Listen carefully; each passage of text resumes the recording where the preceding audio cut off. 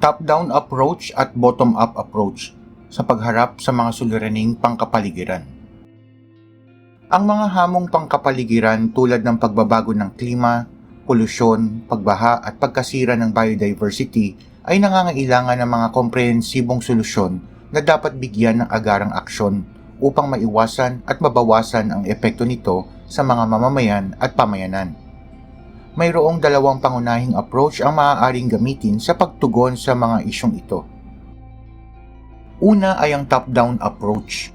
Ito ay tumutukoy sa paraan ng pagresolba ng problema o pagdisenyo ng sistema o sitwasyon kung saan ang lahat ng gawain mula sa pagpaplano na dapat gawin hanggang sa pagtugon sa panahon ng kalamidad ay ipinauubaya sa mas nakatataas na tanggapan o ahensya ng pamahalaan. Ang mga desisyon at plano ay karaniwang ginagawa ng mga leader, eksperto o ahensyang pambansa ng pamahalaan. Halimbawa, ang isang barangay na nakakaranas ng sakuna at kalamidad ay aasa lamang sa tulong at desisyon mula sa pambayan o panglungsod na pamahalaan. Kapag ang buong bayan o lungsod naman ang nakakaranas ng kalamidad, ang paraan ng pagtugon ay nakasalalay sa paraan na ipinatutupad ng lokal na pamahalaan ng probinsya o rehiyon. Ang mga gawain tulad ng pagpaplano hanggang sa pagtugon sa panahon ng kalamidad ay ipinauubaya sa mas nakatataas na tanggapan o ahensya ng pamahalaan. Ang top-down approach ay nagbibigay ng malinaw na direksyon sa kabuuang layunin o estratehiya mula sa simula. May malinaw at tiyak na layunin at hakbang na dapat sundin ang mga mas mababang antas ng organisasyon, kaya nababawasan ang kalituhan o hindi pagkakaintindihan tungkol sa mga gawain at responsibilidad ng bawat isa. Madaling masubaybayan ang pinagmulan ng mga suliranin dahil bawat unit o individual ay may malinaw na responsibilidad. At dahil dito, mas madali ring matukoy at malutas ang mga issue. Karaniwan naman itong nababatikos dahil napapabayaan ang mga mamamayang may mataas na posibilidad na makaranas ng epekto ng kalamidad at hindi na ibibigay ang mga pangangailangan ng mga mamamayan.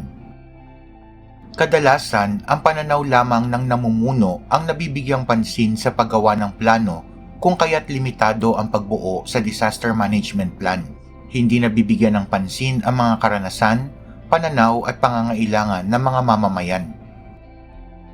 Nagiging mabagal ang pagtugon sa mga pangangailangan sanhi ng hindi pagkakasundo ng pambansang pamahalaan at ng lokal na pamahalaan tungkol sa mga patakaran at hakbangin na dapat gawin sa panahon o pagkatapos ng kalamidad.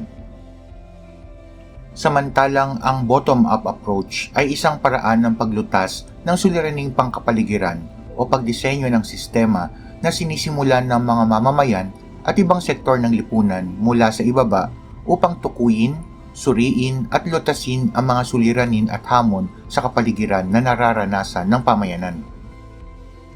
Sa halip na magsimula sa pangkalahatang ideya, ay inuuna ang mga tiyak na detalye at mga lokal na elemento bago bumuo na maganda at mabisang solusyon.